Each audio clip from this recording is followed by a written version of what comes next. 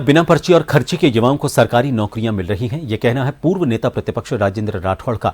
उन्होंने प्रदेश की भाजपा सरकार को युवा हितैषी बताते हुए कहा कि पहली बार राष्ट्रीय युवा दिवस पर 1 लाख से ज्यादा सरकारी पदों पर वर्ष 2026 का भर्ती कैलेंडर जारी कर युवाओं को ऐतिहासिक सौगात दी गई है। ये 44 भर्ती परीक्षाओं का स्पष्ट रोड मैप है।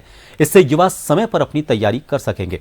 कांग्रेस की पूर्ववर्ती सरकार पर निशाना साधते हुए उन्होंने कहा कि पूरे 5 साल में 2,07,570 सरकारी भर्तियां की गई थीं, जिसमें से 82,000 नौकरियां संविदा कर्मियों की थी और करीब 31,000 नौकरियां आज भी विभिन्न न्यायालयों में अटकी हुई हैं।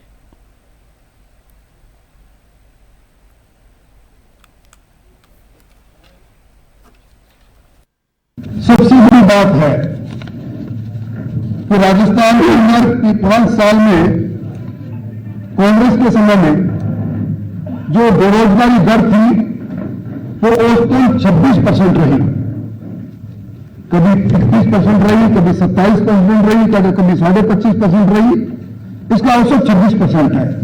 और वर्तमान में जुलाई से सितंबर तक की रतनलाल जी की सरकार में जो बेरोजगारी दर है वो 7.4% है। ये इस बात को सिद्ध करती है कि राजस्थान में नौजवानों के लिए सरकार ने पारदर्शी तरीके से न केवल भर्ती खोली है बल्कि अलग अलग कार्यक्रम के माध्यम से, अलग अलग नीतियों के माध्यम से एक राजस्थान में एक नई रीत का प्रारंभ किया है कि हम बेरोजगार युवाओं को निश्चित रूप से रोजगार देने का काम करेंगे और करीबन 4 लाख सरकारी नौकरियों देने का काम करेंगे। आप देखिए 351 परीक्षाएं हो गई, एक भी पेपर लीक नहीं हुआ। जैसा कि राजेंद्र जी ने बताया, करीबन 3 लाख सरकारी नौकरियां हम देने की स्थिति में आ गए।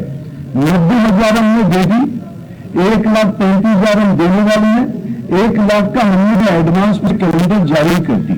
केवल इतना कह सकता हूं कि जिस तरह की 2 साल की स्थितियां हैं, तो 2 साल की स्थितियां अपने आप में बयां कर रही हैं कि 28 का क्या होगा। कांग्रेस खुद विचलित है अपने घर के संकट से। दूसरा, कांग्रेस के पास मुद्दे नहीं है।